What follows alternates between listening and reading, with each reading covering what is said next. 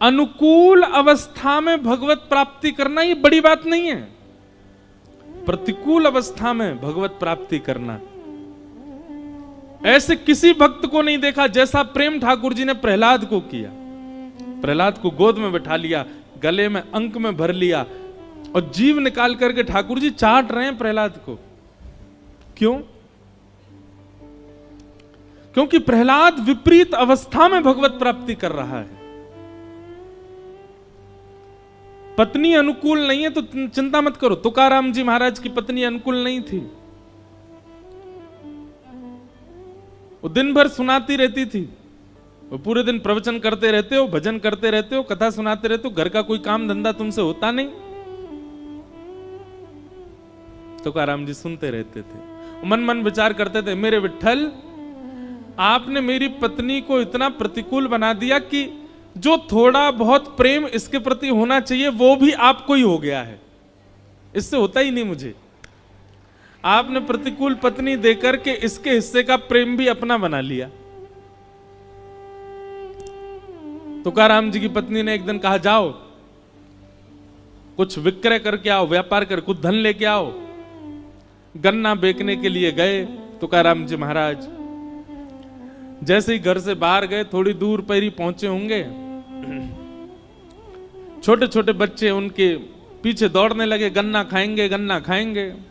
तुकाराम जी ने फ्री में ही बच्चों को बांट दिए, एक बच गया। लौट करके आए तो पत्नी बड़ी प्रसन्न, बोले सारे गन्ने बेच के आए आप? बोले देवी बेच नहीं पाया, छोटे छोटे बच्चे आ गए, हम गन्ना खाएंगे तो उनमें बांट दिया, एक ही बच्चा है, एक ही बच्चा है। पत्नी ने गन्ना लिया और जोर से घुमा के तुकाराम जी में ही मारा, 2 टुकड़े हो गए उसके। तुकाराम जी खुश हो गए, वाह देवी तुम बुद्धिमान तो बहुत हो। मैं सोच रहा था एक गन्ना 2 कैसे खाएंगे, तुमने 2 कर दिए, लो एक तुम खाओ, आधा मैं खाता हूं। भैया देखो, संसार ऐसा है, संसार वैसा है नहीं, जैसा बना लो वैसा है। आप जैसा कर लोगे संसार वैसा है। आप कितना भी बुरा मान लीजिए, आप एक काम कीजिए, कल का, कहां से आवाज आ रही भैया, कौन ढोलक बजा रहा हो? नेक शांति रखियो हैं। 2 बजे तक खूब बजाया करो, 6 बजे के बाद भी खूब बजाओ, बस ये 2 से 6 हमको बोलने दो। क्या बता रहा था मैं? हाँ, कल एक काम करना, सुबह उठते ही नकारात्मक दृष्टि रखना, जिसको देखो उसको गलती देखना। शाम तक पूरी दुनिया ही नरक दिखने लगेगी आपको, लेकिन करना नहीं। पता क्यों?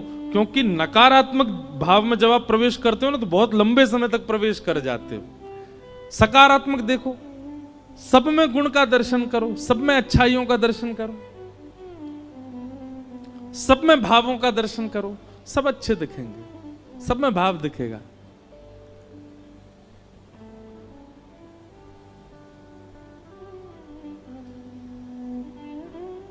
महाराज जी को अनुकूल हो तो यहां आगे बैठा दो।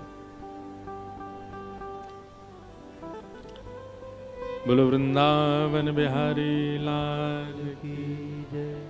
हाँ बस, विराज महाराज। तो जिन भैया का ये भाव है कि गृहस्थाश्रम में रहकर के ठाकुर जी का भजन कैसे करें,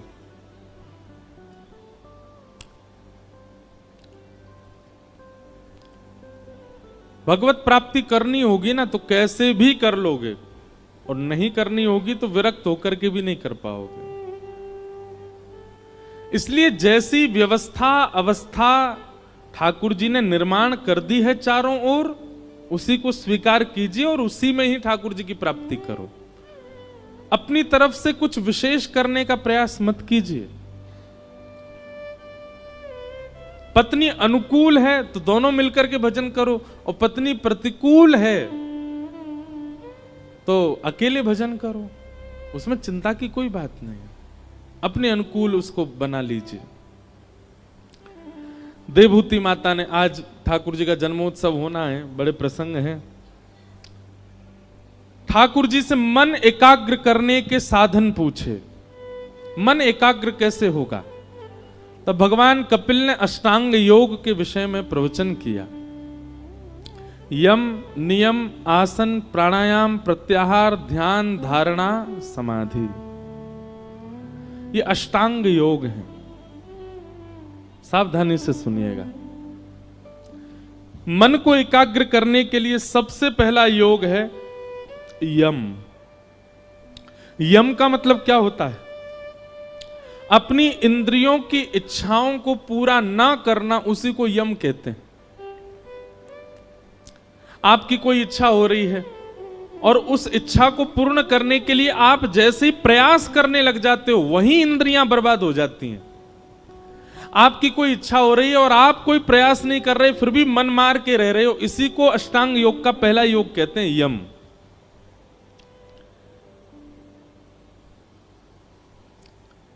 भोपाल में प्रसिद्ध क्या है खाने पीने वाला? कुछ है प्रसिद्ध? कुछ नहीं है, ऐसे ही है। वाह। क्या? दाल, चाट, चाय। चाय प्रसिद्ध है यहाँ की। हमने तो बहुत कुछ खाया, प्रसिद्ध बता बता के खिलाया।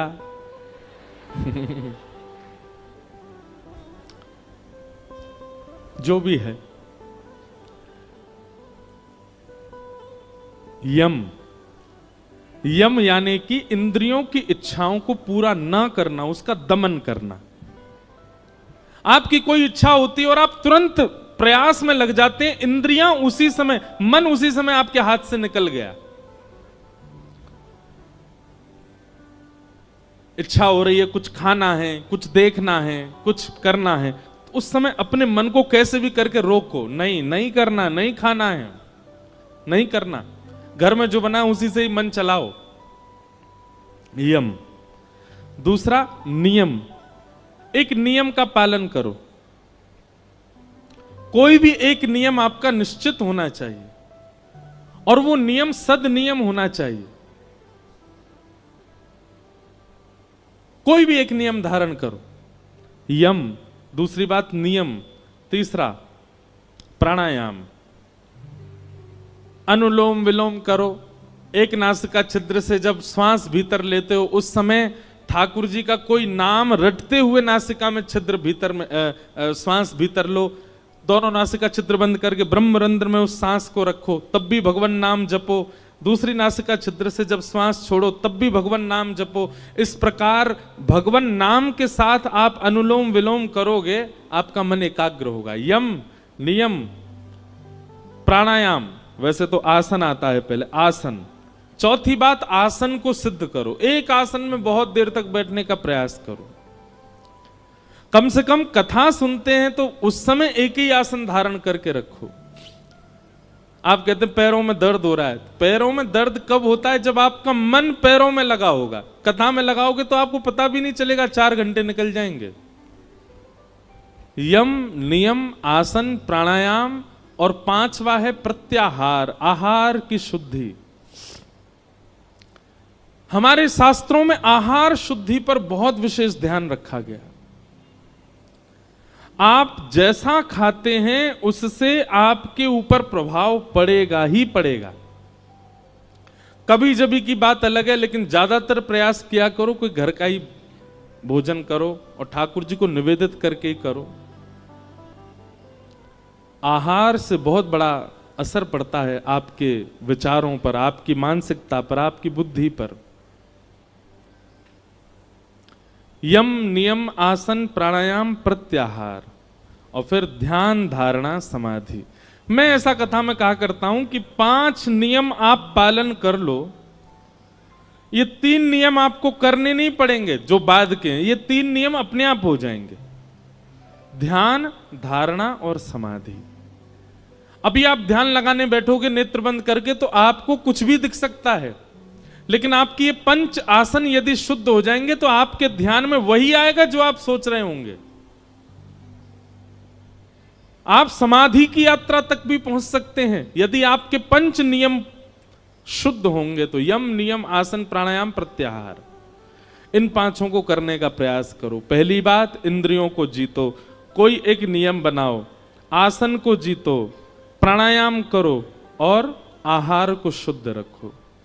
इन 5 से मन एकाग्र, मन कहीं भटक तो जाए आपका, नहीं भटक सकता, एकाग्र रहेगा। इस प्रकार भगवान कपिल ने अष्टांग योग के विषय में बताया। तत्पश्चात देवभूति माता ने कहा, आपके कितने प्रकार के भक्त होते हैं और आपको कौन से प्रिय हैं, कृपा कर उनके बारे में बताओ। तब भगवान अपने भक्तों के विषय में बताते हुए कह रहे हैं, अभिसंधायो हिंसा दंभं मात्सर्यमेव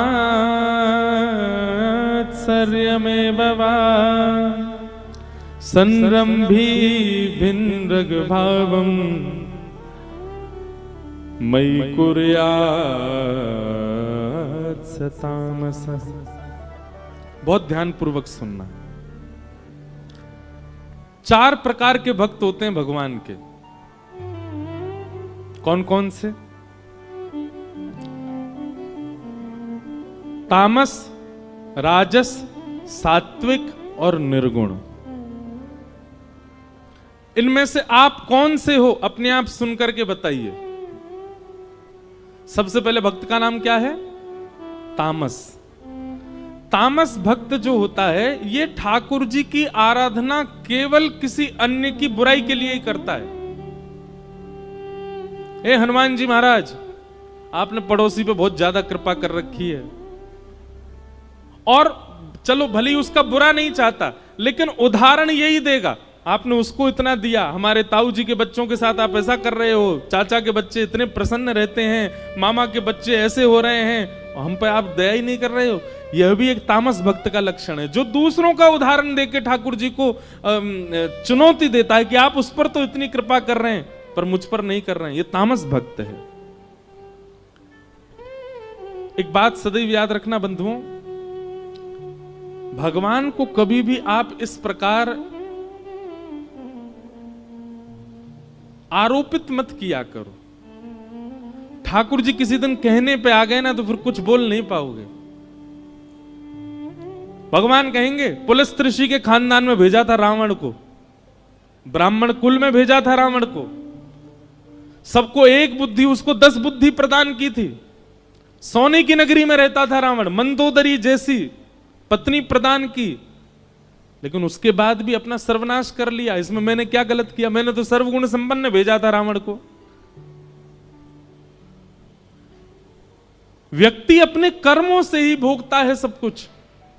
आप ठाकुर जी को आरोपित मत किया करो कि आप उस पर ऐसा कर रहे हैं, इस पर ऐसा कर रहे हैं, मुझ पर आपकी कृपा क्यों नहीं है। हम नहीं जानते कौन किस जन्म का फल भोग रहा है, इसलिए ठाकुर जी को आरोपित मत कीजिए। अपने जीवन में भी जो आप देख रहे हो वो भी ना जाने किस जन्म का फल आप देख रहे हो, इसलिए जो कुछ भी ठाकुर जी कर रहे हैं सबको स्वीकार करो।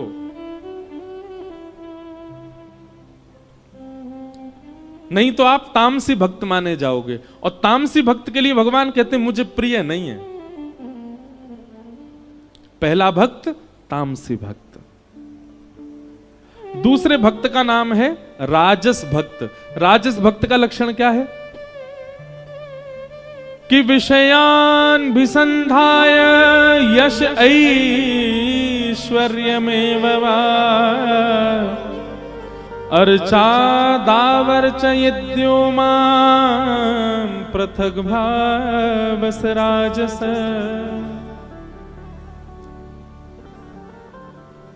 विषयान विसंधाय, 50 रुपए की मिठाई के डिब्बे को लेके आएगा मंदिर में, लेकिन बदला में 5 करोड़ मांग करके जाएगा ठाकुर जी से। विषय प्रधान भक्ति करता है, मतलब उसकी भक्ति के पीछे कोई ना कोई कारण है। जैसे कई लोग, आप लोग भी जानते होंगे, वो व्यक्ति आपसे बहुत मिल रहा है, बहुत हंस के, तो आपको कहीं ना कहीं पता चल जाता जरूर इसको कोई काम है तभी आ रहा है मेरे पास में। नहीं तो ये कभी कभी राम राम भी नहीं करता था मुझको, आजकल इतना पूछ रहा है। ठीक वैसे ही जब आप ठाकुर जी के पास जाना विषयों के लिए शुरू करते हैं, पहले तो ठाकुर जी प्रभावित होते हैं, अरे वाह देखो, आओ हो आज तो इंद्रेश आया है, ओह क्या लेके आया, ओ मिठाई लेके आया, कलाकंद लेके आया है, वाह। तभी ठाकुर जी मन में विचार करते हैं, बोले जरूर कोई काम। बंगाली में एक बात कहते हैं, अति भक्ति चोरे लक्षण। जो बहुत ही ज्यादा हाथ पांव जोड़ता रहता हो, नीचे दुल्लर तिल्लर हुआ जाता हो, समझ जाना चोर है इसके अंदर, जरूर कुछ कोई और कारण है इसकी प्रणाम का। तो भगवान कहते हैं कि राजस भक्त का लक्षण कैसा, वो विषय के लिए ही आता है बस मेरे पास में, उसको वैसे कोई फर्क नहीं पड़ता। हनुमान जी के ऊपर मक्खी बिनबिनाई रही हैं, हनुमान जी के मंदिर में एसी नहीं चल रहा है, बेचारे पूरे दिन पसीना में बैठे रहे, कोई फर्क नहीं पड़ता, लेकिन अपनी कामनाओं के लिए आ जाता है, सारे हाथ जोड़ देता है, पैर पड़ देता है, बिल्कुल तपस्या करने लग जाता है। उन्होंने ये नियम बताया, ये भी करेंगे, ये नियम बताया, ये भी करेंगे, पर सारे नियमों के पीछे कारण क्या है, विषय। एक भारत में एक जगह है, वहां भीड़ नहीं है ज्यादा, लेकिन बहुत अद्भुत जगह है। उस स्थान का नाम है जागेश्वर। क्या नाम है? जागेश्वर। उत्तराखंड में कमाऊ एक क्षेत्र है, नैनीताल वाला। वहां जब आप ऊपर जाएंगे तो वहां तीन स्थान हैं महादेव के, जागेश्वर, बागेश्वर और मुक्तेश्वर। जीवन में कभी अवसर मिले तो उन तीनों स्थानों का दर्शन जरूर करना। और तीनों स्थान पता कैसे हैं? मुक्तेश्वर पहाड़ की चोटी पर है, बागेश्वर समतल में है और जागेश्वर नीचे पाताल में। और जागेश्वर स्थान जो है ना, यहां पर महामृत्युंजय का जो मंत्र है वो वहीं प्रकट हुआ, जागेश्वर। इसीलिए उनका, वहां के महादेव का नाम है जागनाथ। वहीं से ही महामृत्युंजय प्रकट हुआ। वहां की कथा ऐसी बताते हैं कि जागनाथ उनको इसलिए कहा जाता कि वो नाथ इतने सिद्ध थे, सब लोग ध्यान से सुनना, कि कोई व्यक्ति आके कुछ भी मांग ले सब पूरत कर देते थे। एक बार एक कहीं के राजा ने किसी अच्छे राजा की हिंसा की कामना उनसे की, वो तो सबको आशीष देते थे, बोले तथास्तु। ये बात जब आद्य गुरु शंकराचार्य जी को पता चली तो शंकराचार्य भगवान गए और वहां जाकर के महादेव से प्रार्थना की, बोले कलिकाल आने वाला है नाथ, आप यहां सबकी मनोकामना पूरी कर देंगे, कलयुग में लोग कुछ भी मांग सकते हैं, इसलिए हमारी प्रार्थना है कि आप अंतर्मुखी हो जाओ। तब ठाकुर जी वहां पर शांत हो गए, नहीं तो महादेव से जो मांगो वो मिलता था। आज भी वहां नियम है,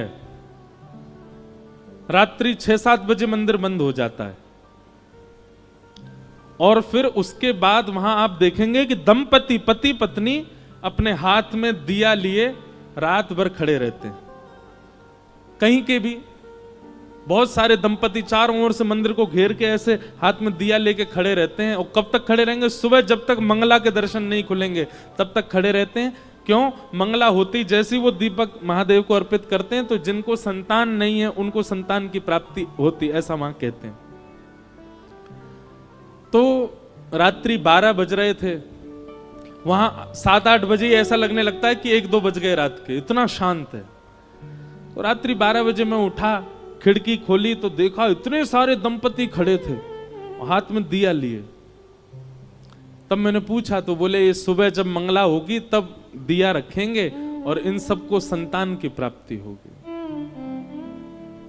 तब मन में एक बात आई,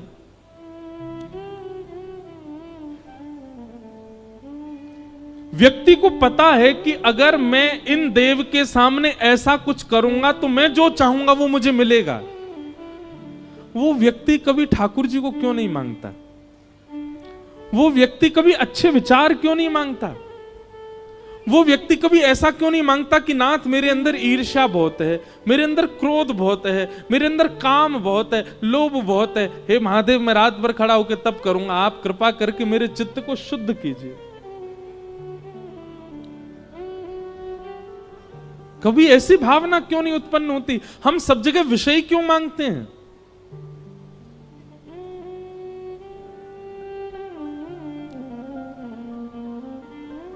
हमारी प्रार्थना है बंधुओं, जहां भी ऐसे स्थान हैं जहां मनोकामना पूर्ण की जाती है,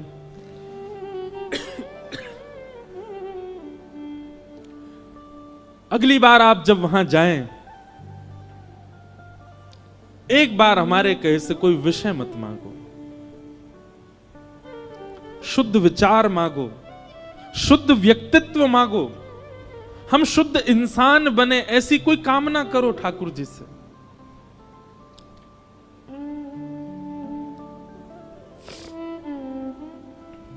भगवान कहते हैं राजस भक्त कैसा है? बोले विषय प्रधान भक्ति करता है, केवल विषय की कामना करता है। और दूसरी बात, यश ऐश्वर्य में बाबा, केवल यश के लिए, ऐश्वर्य के लिए, संपत्ति के लिए मेरे आगे सर झुकाता है। और इसकी एक विशेष बात बताएगी, बोले अर्चा दावर चयिद्यो माम पृथक भावस राजस, केवल मेरे अर्चा विग्रह में निष्ठा रखता है, मेरी कथा से कोई मतलब नहीं, मेरे भक्तजनों से कोई मतलब नहीं, संतजनों से कोई मतलब नहीं, सत्संग से कोई मतलब नहीं, केवल मेरी मूर्ति की पूजा में ही इसकी निष्ठा रहती है। ऐसे भक्त को मां मैं राजस भक्त कहता हूं। मां ने कहा वो आपको अच्छे लगते हैं? ठाकुर जी बोले बिल्कुल अच्छे नहीं लगते, ना तामस अच्छे लगते ना राजस अच्छे लगते। तीसरे भक्त का नाम क्या है? तब भगवान तीसरे भक्त का नाम कहते हैं सात्विक। और इस सात्विक भक्त के लक्षण क्या हैं? तब ठाकुर जी कहते हैं कि कर्म निर्हारम उद्दिश्य परस्मिन् वापदर्पणम् यज्ञेदश्वव्यमति वा पृथग भावस सात्विक। कर्म निर्हार मुद्देश्य, वो जो कुछ भी करता है, भले ही उसने परिश्रम करके किया, भले ही उसने बलपूर्वक किया, भले ही उसने बहुत बहुत अनुनय विनय करके किया, लेकिन फिर भी वो हर कर्म के फल के रूप में यही कहता है कि सब ठाकुर जी ने कराया, मेरी कोई क्षमता नहीं थी। मैं जो कुछ भी कर रहा हूं, मैं कथा सुना रहा हूं, मैं किसी व्यक्ति को श्रेष्ठ बना रहा हूं, असहाय लोगों की सहायता कर रहा हूं, असहाय लोगों के इलाज के लिए अस्पताल बनवा रहा हूं, असहाय बालकों को विद्यालय में पढ़वा रहा हूं, आदि आदि जो कुछ भी अपने जीवन में करता है, सबके पीछे एक ही भाव रखता है कि सब ठाकुर जी करा रहे हैं, मेरी ये क्षमता नहीं थी।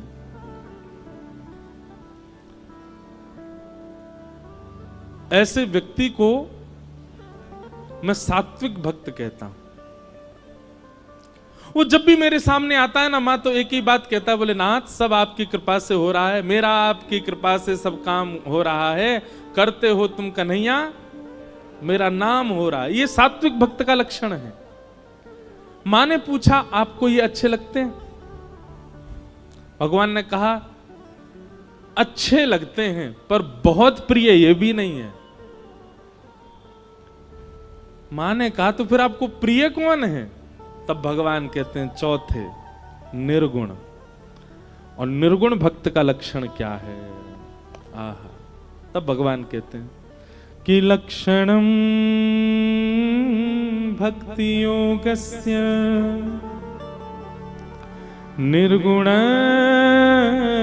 निर्गुणस्य हुदाहतम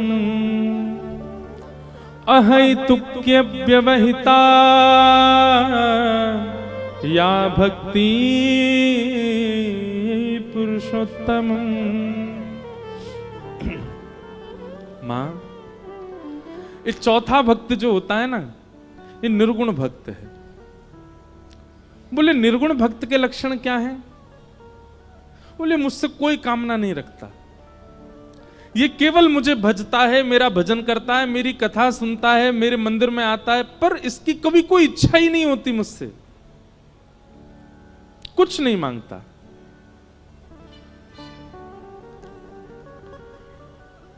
और भगवान कह रहे हैं कुछ संसारी ना मांगना, ये तो एक बात है कि चलो उसने संसार की कोई वस्तु नहीं मांगी, कुम्मनदास जी भगवान के परम भक्त हुए, श्री कुम्मनदास।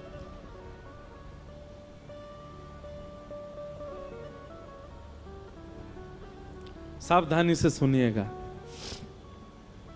कुम्मनदास जी के चरित्र में ऐसी एक कथा आती है कि श्री कुम्मनदास जी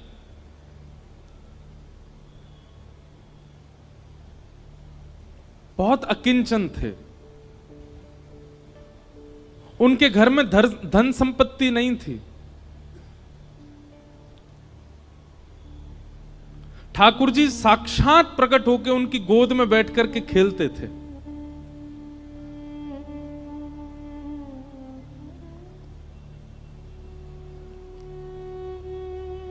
एक दिन ठाकुर जी उनकी गोद में बैठे थे और श्री कुम्मनदास जी तिलक लगा रहे थे। तो कहते हैं कुम्मनदास जी के घर में आरसी भी नहीं थी, शीशा भी नहीं था। कुम्मनदास जी तिलक कैसे लगाते थे? दो उपाय थे कुम्मनदास जी के। कठौते में जल भरते थे, उसमें अपना प्रतिबिंब देखते थे जल के अंदर, और प्रतिबिंब देख के फिर तिलक लगाते थे। या फिर ठाकुर जी किसी दिन खेलते खेलते उनकी गोद में आ जाते और गोद में बैठे बैठे ठाकुर जी बताते, हाँ कुम्भना यहाँ ते सीधो ले चल लगो, अब यहाँ नीचे तो नेक घुमाए दे, अब यहाँ ते नेक ऊपर कर ले, बीच में यहाँ कोने कर, अब यहाँ कर। ठाकुर जी तिलक लगवाते थे कुम्मनदास जी का। इतने सामीप्य में ठाकुर जी रहते थे। कुम्मनदास जी के चरित्र में आता है कि श्री कुम्मनदास जी जब अपने खेत में हल जोतते थे तो ठाकुर जी ऐसे अपनी पीतांबरी में अनाज आदि जो भी होता था वो लेके स्वयं डालते हुए चलते थे कुम्मनदास जी के साथ। पर कुम्मनदास जी ने कभी ठाकुर जी से कोई याचना नहीं की।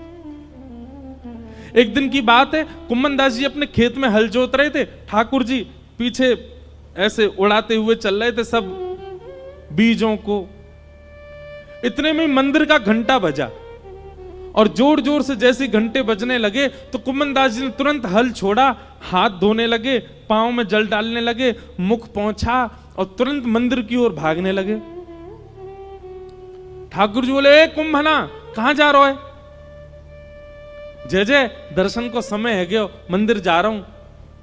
बोले, तू भी कुम्भना कैसो बावड़ो, मैं तेरे संग यहाँ खेत में खड़ा हूं, तेरे संग हल जुतवा रहा हूं और तू मंदिर में भाग रहा हूं मेरे दर्शन को। कुम्मनदास जी बोले, जय जय यहां तो आप अपनी इच्छा से आते हो, आज आते हो, कल आओगे कि नहीं इसका कोई प्रमाण थोड़े। और कल मुझसे कोई अपराध हो गया, परसों मुझसे कोई अपराध हो गया तो क्या पता आप मुझसे मिलना ही बंद कर दो। पर मंदिर में तो आपको आचार्यों ने बैठाया, वहां से आप कहीं नहीं जाओगे, इसलिए मंदिर दर्शन में कभी नहीं छोड़ सकता। क्योंकि आप मेरे प्रेम से भले ही यहां आ जाओ, मंदिर में तो आप सदा विराजोगे, इसलिए मैं तो वहीं दर्शन करूंगा। ठाकुर जी संग रहते थे उनके, लेकिन वो फिर भी मंदिर में जाते थे। कभी ठाकुर जी से याचना नहीं करी कि मेरे परिवार को नेक समृद्ध बना दो, मेरे घर पे नेक व्यवस्था करवा दो, कभी नहीं। क्योंकि बंधुओं, कल एक व्यक्ति मिलने आए, वो मुझसे बोले कि हम ठाकुर जी से बोल के कुछ नहीं मांगते पर मन में तो चलता रहता है। आपने मना किया कथा में कि ठाकुर जी से कुछ मत मांगो, तो हम बोलते नहीं है पर मन में तो आता है। इसका मतलब कहां है? इसका मतलब यही है कि भक्ति में अभी कहीं चूक हो रही है। वास्तविकता बताएं बंधुओं, भक्ति तीव्र, भक्ति श्रेष्ठ तब जानिए कि ठाकुर जी सामने आए, ठाकुर जी को देखते भूल गए क्या मांगना था, विस्मृति हो गई। अपने गुरु के सामने सोच करके तो बहुत गए थे कि ये पूछेंगे, ये पूछेंगे, ये कहेंगे, पर गुरु के सामने जाते सब विस्मृति हो जाए, समझना आपकी भक्ति प्रबल है।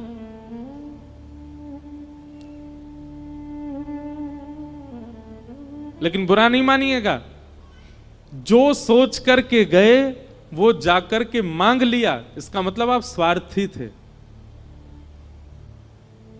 आपका प्रेम नहीं है ठाकुर जी से। एक दिन कुम्मनदास जी की गोद में ठाकुर जी बैठे थे, तो कुम्मनदास जी की दाढ़ी से खेल रहे थे ठाकुर जी छोटे से। तो ठाकुर जी ने मन में विचार किया, कुम्मनदास के घर में बड़ी दुर्बलता है, मैं कोई राजा के मन को चेताता हूं ताकि वो आधी संपत्ति कुम्मनदास को दे जाए। सो ठाकुर जी एक बड़े बादशाह, एक बड़े राजा के स्वप्न में गए और स्वप्न में जाकर के ठाकुर जी ने आज्ञा कर दी, बोले तेरी मनवांछित इच्छा जो तू चाह रहा है, तेरे महल में ये काम हो जाए, तेरी पत्नी के एक बालक हो जाए, सब पूर्ण हो जाएगा, लेकिन उसके लिए तुझको एक काम करना पड़ेगा। राजा बोला क्या करूं? अपनी इतनी संपत्ति गिरिराज जी लेके जा और श्री गोवर्धन में कुम्भनदास जी हैं, उनको जाके भेंट करके आ। संपत्ति भेंट करने से तेरे काम पूरे हो जाएंगे। ठाकुर जी की आज्ञा मान करके वो राजा कुम्भनदास जी के यहां गया और उस समय कुम्भनदास जी की गोद में ठाकुर जी बैठे थे, खेल रहे थे कुम्भनदास जी के संग। और ठाकुर जी कुम्भनदास जी से कह रहे कुम्भना, कुम्भनदास जी बोले हाँ जय जय बोलो। अरे सुनता हूं मैं तो एक बात करनी है। हाँ जय जय बोलो, कहा बात करनी है? इतना बस कहा ही था, इतने में ही वो राजा कुम्भनदास जी कुटिया में आ गया और राजा के आते ही ठाकुर जी अंतर ध्यान हो गए। सामने बादशाह खड़ा है, घुटनों पर बैठ करके अपनी आधी संपत्ति अर्पित करने को, लेकिन कुम्भनदास जी इधर उधर देख रहे हैं। अब ये तो यहीं बैठे, कछु तो कह रहे, पतो ना बोल के ही ना गए मुंहते। अब ये तो यहीं बैठे, कछु तो कह रहे, बोल के ही ना गए। राजा ने चरणों में प्रणाम किया, बोले भगवान आपकी आज्ञा हो तो मैं आपके कुटिया में अपनी सामग्री रखवा दूं, मैं आपको धन संपत्ति कुछ दान करने के लिए आया हूं। कुम्भनदास जी उल्टे उसके चरणों में गिर गए, बोले भैया ले जाया संपत्ति को, कोई और में बांट दियो और कोई ना लेवे तो जमुना जी में बहाई दियो। ऐसी संपत्ति को कहा करूं, जाके मेरी कुटिया के द्वार पे आते ही ठाकुर जी भाज गए यहाँ थे। ऐसी संपत्ति को मैं कहा करूंगा, जैसे ठाकुर जी छोड़ के चले गए। घर के लोग चिल्ला रहे हैं, अरे कुम्भनदास जी कुछ तो ले लो, आपकी कुआरी भतीजी है, उसका ब्याह करना है, घर की थोड़ी मरम्मत करवा देंगे। रात में वर्षा हो जाती है तो रात भर सो नहीं पाते हैं, हमारे घर में जल भर जाता है, अरे कुछ तो ले लो, कोई देने आया है। कुम्भनदास जी बोले ऐसी संपत्ति ना लूंगा, जाके द्वार पे आते ही ठाकुर जी भाज गए। ले जा भैया, तेरे आगे हाथ जोड़ूं, अगर तू बहुत देर बैठो रहेगो तो मैं प्राण त्याग दूंगा, या को अभी लेके जा। और हट पूर्वक राजा को भगा दिया वहां से। राजा के जाते ही ठाकुर जी फिर आ गए। कुम्भना दौड़ करके गए, ठाकुर जी को गले से लगा लिया, बोले नाथ कहां चले गए आप? ठाकुर जी बोले कुम्भनदास एक बात बता, मैंने एक राजा को स्वप्न दियो, स्वप्न में जाकर के वाकू चेतायो कि अपनी आधी संपत्ति ले जाके कुम्भनदास को दे दे, और वो तू को देने आयो, तेने स्वीकार क्यों ना करी? अरे तेरे घर में बैठवे के काजे कोई चद्दर ना है, तिलक लगावे के काजे आरसी तक ना है, तेरी भतीजे के ब्याह के काजे एक एक फूटी कौड़ी तेरे घर में नहीं है। मैंने चेताए करके एक राजा को भेजो, तेने वापिस कर दियो। कुम्भनदास जी ने एक बात कही ठाकुर जी से, जय जय आप सत्य बताइयो, राजा के आते ही आप अंतर ध्यान है गए। राजा जितनी संपत्ति लेकर के आयो, यदि मैंने वो स्वीकार कर ली होती, अपने घर में धर ली होती, अपने घर में लगा दी होती, तो आपको ये लगती अब तो कुम्भनदास पे खूब संपत्ति आ गई भैया, अब ये अपनो घर बना लेगो, सब काम कर लेगो, और आप जो गए थे वो आते ही नहीं लौट करके। पर मैंने उस संपत्ति को स्वीकार नहीं किया तो आप पूछने के लिए दोबारा आ तो गए मेरे घर पर। यह मेरा सौभाग्य है कि मेरे ठाकुर जी फिर प्रकट हो गए। आपको लगती कि भैया यहाँ पे तो अब सुख समृद्धि है, अब अपने आप सब लोग गुजर बसर कर लेगो। अरे लाचार बालक को बार बार मां ध्यान क्यों देती है? वो बालक चलने लग जाए, फिरने लग जाए, बोलने लग जाए, तो मां धीरे धीरे उसको अपनी जिम्मेवारियां समझाने लगती है। तू अब खुद चला कर, खुद उठा कर, खुद तैयार हुआ कर, खुद भोजन किया कर। लेकिन वो बालक लाचार ही रहता है, तो लाचार बालक को मां गोद से छोड़ती नहीं। नाथ मुझे केवल एक ही कामना है आपसे कि मुझे कभी संपत्तिवान मत बनाना, मुझे कभी योग्य मत बनाना। क्यों? बोले मैं असंपत्तिवान रहूंगा तो मैं स्वयं को लाचार मानूंगा, और मुझे लाचार जान आप सदा मुझे अपनी गोद में ही रखोगे नाथ, इसलिए मुझे ऐसे ही रहने दो, मुझे योग्यता नहीं चाहिए। इसे कहते हैं निर्गुण भक्त।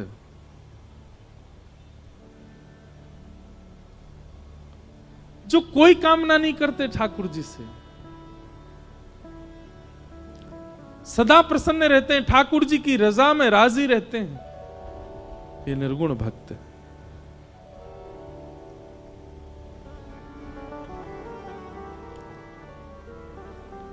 और भगवान इतना ही नहीं कह रहे हैं निर्गुण भक्त के लिए, भगवान कह रहे हैं सालोक्य साष्टि सामिप्य सारूप्यैकत्वमप्युतम् दीयमानं न गृह्णन्ति बिना मत्सेवनं जना।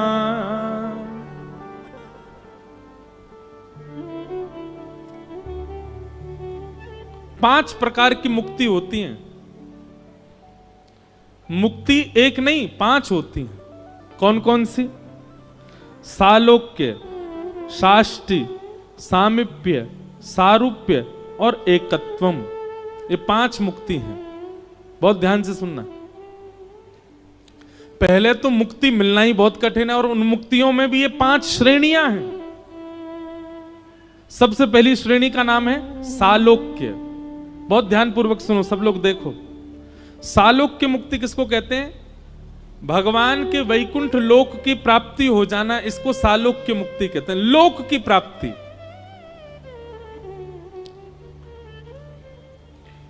दूसरी मुक्ति का नाम है साष्टि। पहली मुक्ति में केवल लोक मिलेगा, ठाकुर जी का सामीप्य मिल पाए ये जरूरी नहीं है। इसलिए दूसरी मुक्ति साष्टि में क्या विशेषता है कि आपको लोक भी मिलेगा और रोज का एक पास भी मिलेगा। क्यों? रोज दर्शन कर सकते हो ठाकुर जी के।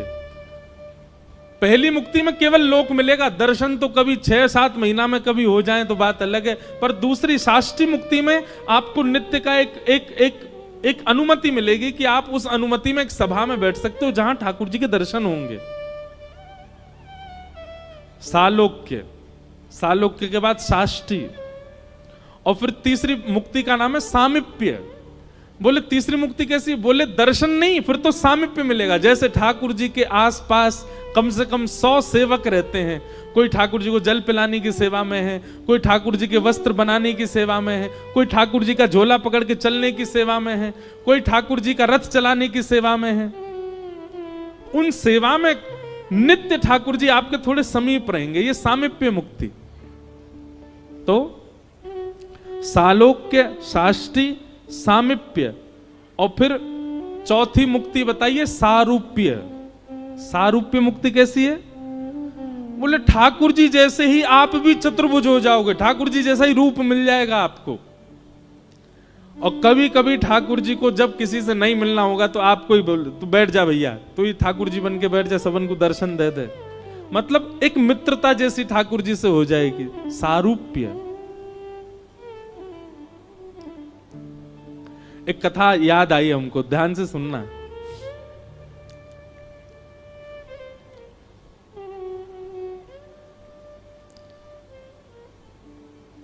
आज पंडरीनाथ भगवान का बहुत स्मरण हो रहा है, श्री विठ्ठल भगवान।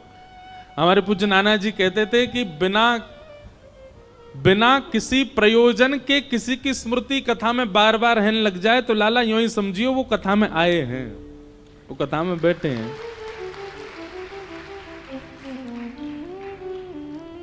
पंडरीनाथ भगवान आपके मध्य प्रदेश से महाराष्ट्र ज्यादा दूर नहीं है। हमारे मंडीदीप वाले तो अभी मेरी पंढरपुर में कथा थी तो आए भी थे, आप लोग भी जाना एक बार। अद्भुत ठाकुर जी हैं पंढरपुर में, ऐसे खड़े हैं कमर पर हाथ रख के, श्री विठ्ठल भगवान। तो नामदेव जी रोज अपनी मां के साथ जाते थे दर्शन करने। बहुत ध्यान से सुनना। नामदेव जी रोज ठाकुर जी से कहते, ठाकुर जी हम भोग बना के मंदिर लाते हैं, आपको पवाते हैं, कभी ऐसा अनुग्रह करो ना कि आप घर आके ही पाओ हमारे। वहीं माँ गरम गरम चूल्हे पर रोटी बनाएगी, आप थाली पर बैठना, मैं आपको परोसा करूंगा, मेरे घर पे आके आप प्रसाद पाओगे, बड़ी कृपा होगी। रोज नामदेव जी कहते हैं हमारे घर कब आओगे, हमारे घर कब आओगे।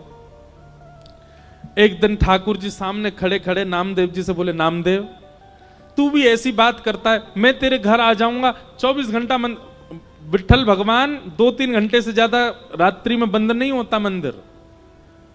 10-11 बजे शयन होते हैं ठाकुर जी के, 3 बजे फिर खुल जाते हैं मंदिर। बोले पूरे दिन में खड़ा रहता हूं भक्तों को दर्शन देने के लिए, और एकमात्र ऐसा मंदिर है भारत का जहां पर हर व्यक्ति भीतर जाए और जाके ठाकुर जी को ऐसे गले से लगा सकता है।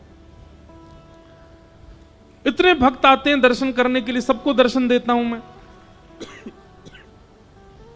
तेरे घर कैसे आऊं भोजन करने बता? रात में 2-3 घंटे बचते हैं, उसमें मैं शयन नहीं करूं मैं? और मैं तेरे घर आऊंगा दर्शन प्रसाद पाने, यहां मंदिर में कौन रहेगा? नामदेव जी बोले बस इच्छा थी कि आप कभी हमारे घर आओ दर्शन देने, प्रसाद पाने। तो नामदेव जी से भगवान बोले, अच्छा नामा सुन, एक काम कर। बोले क्या? एक दिन तू मेरी जगह खड़ा हो जा विठ्ठल बन के, मैं तेरे घर प्रसाद पाऊंगा। नामदेव जी बोले ये कैसे संभव? बोले सब संभव है, मैं श्रृंगार करूंगा तेरा, कोई पहचान ही नहीं पाएगा कि नामदेव खड़ा है, सबको लगेगा कि ये तो पंडरीनाथ है। बस 2-3 बातों का ध्यान रखियो। नामदेव जी बोले क्या? बोले पहले मेरी जगह आ। रात्रि में शयन जैसे ठाकुर जी का हुआ, नामदेव जी को ठाकुर जी ने छुपा लिया गर्भगृह में, सब चले गए। ठाकुर जी अपने स्थान से उतर गए, नामदेव जी को खड़ा किया, बोले खड़े हो जाओ, कमर पर हाथ रख लो। ठीक है। बोले अब ध्यान रखना, पहली बात तो आंख बंद रखना, खोलना नहीं, मैं ऐसे ही खड़ा रहता हूं। ठीक है। दूसरी बात, सुबह 3 बजे पुजारी जी आएंगे और तुमको नींद आ रही होगी बहुत जोर से, वो घंटे घड़ियाल बजाएंगे जोर जोर से, तो घंटे घड़ियाल सुनकर के तुम्हारी नींद खुलेगी, आंख मत खोल लेना, बंदी रखना। और फिर उसके बाद वहां मंगला आरती को वहां बोलते हैं काकड़ा आरती। कौन सी आरती? मंगला आरती को बोलते काकड़ा आरती। तो मंगला आरती जब होगी, आरती के बाद तुम्हारे ऊपर ठंडा ठंडा दूध डाला जाएगा, तुम्हारे ऊपर दही डाली जाएगी, शहद डाला जाएगा, जल डाला जाएगा। उससे ठिठर मत जाना, खड़े रहना स्थिर होके। नामदेव जी बोले अच्छा। फिर बोले काकड़ा आरती के बाद माखन मिश्री मिश्रित करके तुम्हारे मुख से लगाई जाएगी, उसको खा मत जाना, भूख तो बहुत लगेगी तुमको, मुंह में पानी भी आएगा, उसको लगे रहने देना, चाट मत लेना उसको। कहीं तुमने चाट लिया तो सब समझ जाएंगे नामदेव, खूब पिटाई होगी तुम्हारी। जी भगवान। इतने भक्त आएंगे दर्शन करने के लिए, और सब आकर के तुम्हारे पैरों को ऐसे पकड़ करके अपना सिर रखा करेंगे। कोई रोएगा, कोई चिल्लाएगा, कोई अपना दुख बताएगा, कोई अपना दर्द बताएगा। सबकी बातें सुन लेना, पूरी मत करना, क्योंकि एक की पूरी करी तो सबकी करनी पड़ जाएंगी। वो सब विधान कर्म का है, सब अपने कर्म से सब भोग लेंगे, पालेंगे, वो सब मैं कर लूंगा व्यवस्थित, तुम मत कर देना। नामदेव जी तो उतरने लगे, जय जय मत आओ भोजन करने, आप खड़े ही हो जाओ। ठाकुर जी बोले नहीं अब तो मैं जाऊंगा, अब तू खड़ा रहे यहीं पे। और नामदेव जी को खड़ा करके भगवान ने उनके अंग का स्पर्श किया, बिल्कुल ऐसे खड़े हो गए जैसे विठ्ठल भगवान। ठाकुर जी बोले अब खड़ा रहे, मैं जा रहा हूं तेरे घर। और श्री पंडरीनाथ भगवान पीतांबरी पहने, कस्तूरी की अद्भुत सुगंधी आ रही है, कटाक्ष नेत्र मकराकृत कुंडल पहने हैं, और छम छम चलते हुए नामदेव के घर पहुंच गए। नामदेव की मैया से बोले मैया भोजन पवाओ। पहले तो बहुत रोई, स्वागत किया, लिपट गई ठाकुर जी से। मैया बोली नामा गया था आपको लेने, वो कहां है? ठाकुर जी बोले वो व्यस्त है, हमारी जगह खड़ा है मंदिर में। मैया जल्दी भोजन पवाओ। और नामदेव जी की माता जी खूब प्रेम से रोटी बना बना के पवा रही हैं। वहां नामदेव जी खड़े चुपचाप और मन में सोच रहे हैं निमंत्रण मैंने दिया था, सुख मां को मिल रहा है पूरा। इतने में ही पुजारी आ गए, घंटे घड़ियाल बजने लगे, जोर जोर की घंटों की आवाज सुन के नामदेव जी घबरा गए, पर तुरंत स्थिर हो गए, हिलना नहीं है, ठाकुर जी कह के गए। कपाट खुले, बोल पंडलीक वरदे श्री हरि विठ्ठल ज्ञान देव तुकाराम श्री पंडरीनाथ भगवान की। सब जय जयकार करने लगे। नामदेव जी स्थिर खड़े हैं। अभिषेक हुआ, मुख पे मक्खन लगा दिया, सब काम जो जो ठाकुर जी बता गए सब हुआ। जैसी काकड़ा आरती होने लगी तो पंडरीनाथ भगवान नामदेव जी के घर बैठे थे। घर बैठे बैठे ठाकुर जी के मन में आया, मैया चलो नामा से मिलके आते हैं। और एक काली सौल ठाकुर जी ने ओढ़ी, सिर के ऊपर डाल ली, अपना रूप छुपा लिया कि किसी को दिखूं ना। और भक्तों की पंगत में लंबी लाइन में ठाकुर जी खड़े हैं अपने भक्त को देखने के लिए। जैसे ही ठाकुर जी भीतर पहुंचे और अपनी ब्रह्म वेदी पर जब नामदेव को खड़ा हुआ देखा, ठाकुर जी दूर से बलैया लेने लगे। आहा नामा कितना अच्छा लग रहा है, कितना प्यारा लग रहा है मेरा नामा। ठाकुर अब वहां सब गर्भगृह में जाते हैं। जैसे ही ठाकुर जी गर्भगृह में पहुंचे, कंबल उम्बल में ढक के गए थे। नामदेव जी को पता चल गया ठाकुर जी आए हैं। ठाकुर जी मन ही मन नामदेव से बात कर रहे हैं। बोले नौच लूं तुझे? नामदेव कह रहे नहीं नहीं भगवान, मैं उछट जाऊंगा, पुजारी पकड़ लेंगे मुझको। ज्यों ज्यों ठाकुर जी पास आए, नामदेव जी कह रहे हैं ठाकुर जी आप प्रणाम मत करना मुझको। ठाकुर जी बोले नहीं, आज तो प्रणाम करूंगा, आज तो वंदन करूंगा। और ठाकुर जी जाकर के नामदेव के चरणों से लिपट जाते हैं। नामदेव जी के नेत्रों से अश्रुपात होने लगे। बोले नाथ, हम एक कृपा की आकांक्षा करते हैं, आप इतना भंडार क्यों लुटा देते हैं? ठाकुर जी बार बार रोम रोम की बलैया नामदेव की लेते हैं। और तब से लेकर आज तक पंढरपुर में नियम है कि साल के 365 दिन में से एक दिन आज भी ऐसा मान्यता है कि वहां श्री पंडरीनाथ भगवान नहीं होते, वहां नामदेव जी ही खड़े होते हैं। और सुनो बात तो सुनो पूरी, एक दिन वहां नामदेव जी खड़े होते हैं और सब पुजारी और मंदिर प्रशासन के लोग सब दर्शनार्थियों को प्रणाम करते हैं, क्योंकि दर्शनार्थियों के अंदर ही, दर्शनार्थियों के रूप में ही रूप बदल करके पंडरीनाथ दर्शन करने आते हैं नामदेव जी का। कौन कहता है कि ठाकुर जी कृपालु नहीं है? कौन कहता है ठाकुर जी अनुग्रह नहीं करते? आज भी करते हैं। ऐसे भक्त ठाकुर जी को अति प्रिय हैं, इनको कहते हैं निर्गुण भक्त। आप कहेंगे नामदेव जी ने ऐसी क्या निर्गुणता थी? सुनिए, आज भी आप जाएंगे पंढरपुर में तो पंढरपुर का जो मुख्य द्वार है पंडरीनाथ भगवान का, वहां आप जाकर के देखेंगे तो श्री नामदेव जी महाराज की समाधि पता है कहां है? मंदिर की जो सीढ़ियां हैं चढ़ने वाली, उन सीढ़ियों में नामदेव जी की और पूरे परिवार की समाधि है। नामदेव जी का भाव है, आज से लेकर के जब तक पंडरीनाथ भगवान विराजे रहेंगे, हमारी इच्छा है जितने दर्शनार्थी आए हमारे ऊपर होकर के पंडरीनाथ का दर्शन करने जाएं, सबकी चरण रज हमको प्राप्त हो। फिर बाद में कुछ राजाओं ने और मंदिर प्रशासन ने उस स्थान को बंद कर दिया। बोले हमको पीड़ा होती है जब नामदेव जी के ऊपर पैर रख करके हम लोग दर्शन करने जाते हैं। पर नामदेव जी आज भी वहां पौड़ी में सीढ़ियों के भीतर नामदेव जी की समाधि है, बैठे हैं ठाकुर जी।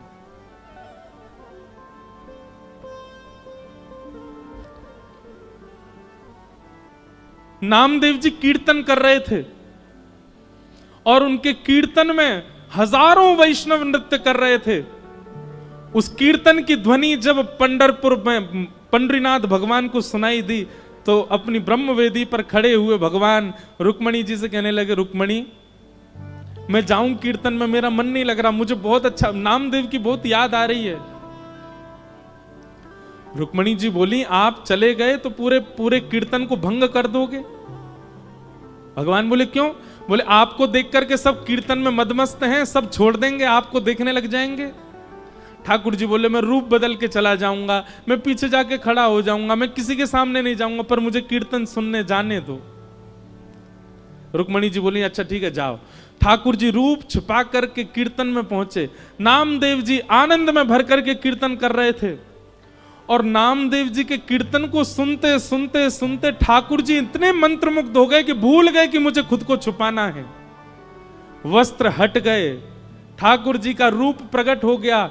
सब वैष्णव ठाकुर जी को देखने लगे। ठाकुर जी उछल उछल करके नृत्य करते करते करते करते बीच बीच पंडाल में आ गए और ऐसी जोर से घूम घूम करके नृत्य करने लगे। ठाकुर जी के आभूषण गिरने लगे। अरे कहां तक कहें, पीतांबरी तक उतरने लगी ठाकुर जी की, नामदेव जी का कीर्तन सुन के।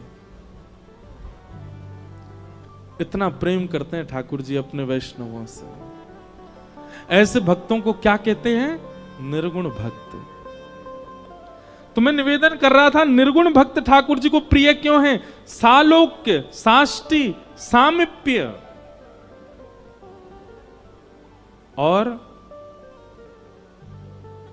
चौथी भक्ति का नाम क्या बताया था? सारूप्य। अपना रूप प्रदान कर देते हैं ठाकुर जी।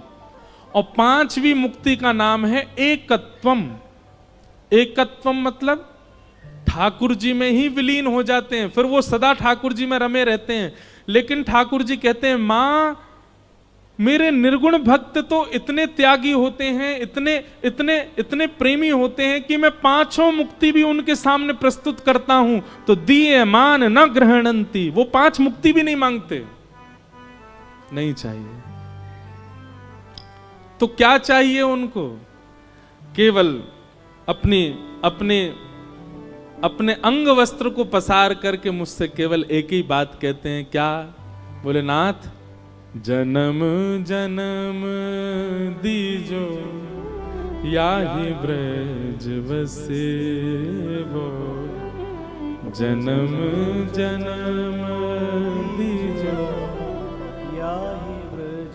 हे नाथ, मैं हर बार जन्म लूं और हर बार जन्म लेकर के आपका दास ही बनूं, आपके ब्रज में जन्मूं। हर बार जन्म लेकर के आपका तिलक लगा के घूमा करूं, गले में कंठी माला पहनूं। हर बार जन्म लेकर के कथा सुना करूं और दोनों भुजा उठा करके उसमें नृत्य किया करूं। नाथ, देना है तो ऐसा वरदान दे दो कि मेरा हर बार जन्म हो और मैं हर बार आपका दास बना करूं। मां, वेद शास्त्र उपनिषद पुराण सब कहते हैं कि पुनर्जन्म ना लेना पड़े, ऐसे कर्म करो। पर मेरे निर्गुण भक्त कहते हैं कि नाथ, कृपा करके हमको पुनर्जन्म दे दो और फिर से आपके दास बन जाएं, ऐसी कृपा कर दो। आपको भजना हमारी संपत्ति है, आपको याद करना हमारी संपत्ति है। आपकी याद में रोना, बिलखना, आपकी कथा सुनना, इसमें हमको बहुत सुख मिलता है नाथ। अरे और किसी की क्या बात, पंचमुखी श्री हनुमान जी महाराज, यह भी निर्गुण भक्त हैं। जब प्रभु श्री राम अपनी लीला पूरी करके जाने लगे, हनुमान जी नहीं गए साकेत। राम जी से बोले, नाथ आपके साकेत में कथा होती है? राम जी बोले, जहां मैं प्रत्यक्ष बैठा हूं वहां मेरी कथा सुनने की क्या आवश्यकता है? हनुमान जी बोले, तो फिर आप जाइए साकेत, अयोध्या वालों को ले जाइए साकेत, अपने भक्तों को ले जाइए। मैं तो पृथ्वी पर ही रहूंगा और यहीं बैठा बैठा आपकी कथा सुना करूंगा। क्यों? हनुमान जी कहते हैं, संयोग में प्रेमी केवल नेत्रों को दिखाई देता है, लेकिन जब प्रेमी का वियोग होता है और प्रेमी की चर्चा सुनने जब हम कथा में जाते हैं तो नाथ रोम रोम को प्रेमी दिखाई देता है। हम तो रोम रोम से आपके होना चाहते हैं, केवल नेत्रों से नहीं।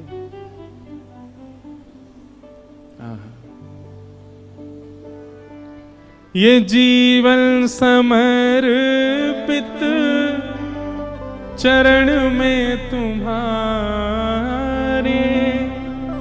निर्गुण भक्त के ये लक्षण है। तुम ही मेरे सर्वस्व, तुम ही प्राण प्यारे। ये जीवन समर्पित चरण में तुम्हारे, तुम ही मेरे सर्वस्व, तुम ही प्राण प्यारे। जहां ले चलोगे वही मैं चलूंगा, जहां ले चलोगे वही मैं चलूंगा। ले चलोगे वहीं मैं चलूंगा। जहाँ ले चलोगे वहीं मैं चलूंगा। हे जहाँ नाथ रख दोगे, जहाँ नाथ रख दोगे, जहाँ नाथ रख दोगे, जहाँ नाथ रख दोगे, हो वहीं मैं रहूँगा। जहाँ ले चलोगे वहीं मैं चलूँगा। जहाँ ले चलोगे वहीं मैं चलूंगा। ओ जहाँ ले चलोगे वहीं मैं चलूँगा। जहाँ ले चलोगे वहीं मैं चलूंगा। परम सौभाग्य है आज कथा में। वैसे तो नित्य ही विप्रजन विद्वज्जन सब आ रहे हैं, परंतु आज शक्ति मां के साधक परम पूज्य श्री ब्रजेश प्रताप द्विवेदी जी, जय माता दी गुरु जी पधारे हैं। आपको बारंबार प्रणाम। साथ ही महंत श्री उद्धव दास जी महाराज सीहोर वाले, महंत श्री रामदास जी महाराज राम जानकी मंदिर भोपाल से पधारे हैं। सबको बारंबार प्रणाम करते हैं। दोनों भुजा उठा करके भाव से गाओ। जहां ले चलोगे वहीं मैं चलूंगा। जहां ले चलोगे वहीं मैं चलूंगा। ओ जहां नाथ रख दोगे, जहाँ नाथ रख दोगे, जहां नाथ रख दोगे, जहाँ नाथ रख दोगे, ओ वहीं मैं रहूंगा। जहां ले चलोगे वहीं मैं चलूंगा। जहां ले चलोगे श्री राधा रमण लाल की।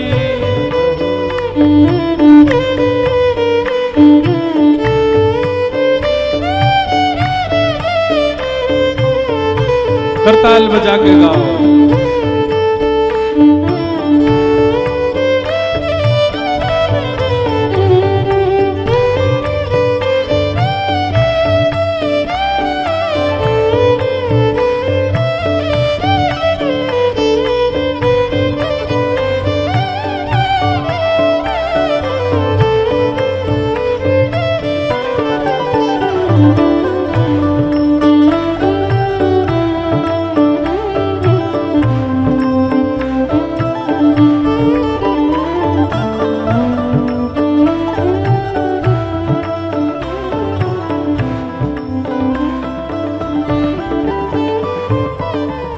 ये जीवन समर्पित चरण में तुम्हारे, तुम ही मेरे सर्वस्व, तुम ही प्राण प्यारे। जीवन समर्पित चरण में तुम्हारे, तुम ही मेरे सर्वस्व, तुम ही प्राण प्यारे। ओ ये जीवन समर्पित चरण में तुम्हारे, तुम ही मेरे सर्वस्व, तुम ही प्राण प्यारे। जीवन समर्पित चरण में तुम्हारे, तुम ही मेरे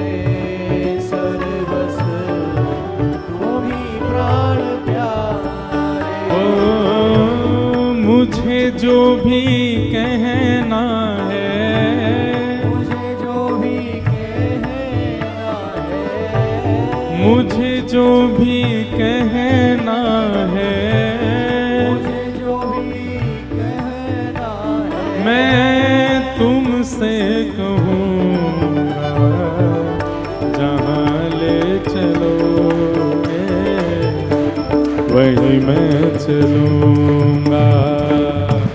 जहाँ ले चलोगे वहीं मैं चलूँगा। ओ जहाँ नाथ रख दोगे, जहाँ नाथ रख दोगे, जहाँ नाथ रख दोगे, जहाँ नाथ रख दोगे, ओ वहीं मैं रहूँगा, जहाँ ले चलोगे वहीं मैं चलूँगा।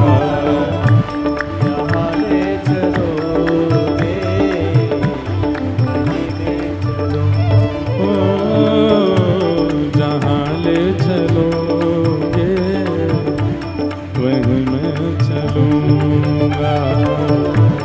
जहाँ ले चलोगे वहीं मैं। बोलो राधा रमण लाल की।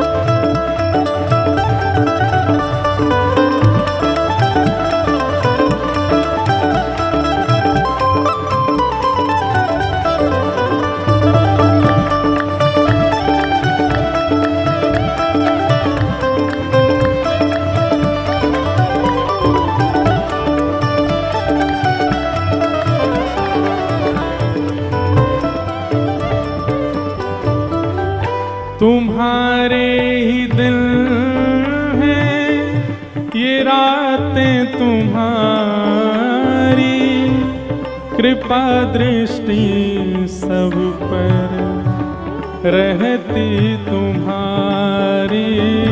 ओ तुम्हारे ही दिल है ये रातें तुम्हारी, कृपा दृष्टि सब पर रहती तुम्हारी। ओ तुम्हारे ही दिल हैं ये रातें तुम्हारी, कृपा दृष्टि सब पर रहती तुम्हारी। तुम्हारे ही दिल है ये रातें तुम्हारी, कृपा दृष्टि सब पर रहती तुम्हारी। ओ राधा रमण लाल मेरे, राधा रमण लाल मेरे, हाँ बांके बिहारी लाल मेरे, रमण बिहारी लाल मेरे, हाँ राधा वल्लभ लाल मेरे, राधा वल्लभ लाल मेरे, मैं तेरा ही रहूँगा, जहाँ ले चलोगे वहीं मैं चलूँगा। जहाँ ले चलोगे वहीं मैं चलूँगा। ओ जहाँ नाथ रख दोगे, जहाँ नाथ रख दोगे, हाँ जहाँ नाथ रख दोगे, जहाँ नाथ रख दोगे, ओ वहीं मैं रहूँगा, जहाँ ले चलोगे वहीं मैं चलूँगा। जहाँ ले चलोगे वहीं मैं चलूँगा। गोविंद बोलो हरि गोपाल बोलो, गोविंद बोलो हरि गोपाल बोलो गोविंद बोलो बोलो हरि गोपाल बोलो, गोविंद बोलो हरि गोपाल बोलो, श्री राधा रमण हरि गोविंद बोलो, राधा रमण हरि गोविंद बोलो, श्री राधा रमण हरि गोविंद बोलो, राधा रमण हरि गोविंद बोलो, हे गोविंद बोलो हरि गोपाल बोलो, बोलो हरि गोपाल बोलो, हे गोविंद बोलो हरि गोपाल बोलो। बोलो हरि गोपाल बोलो। हमने कल कथा में बताया था ना, लाइट जावे तो क्या होता है।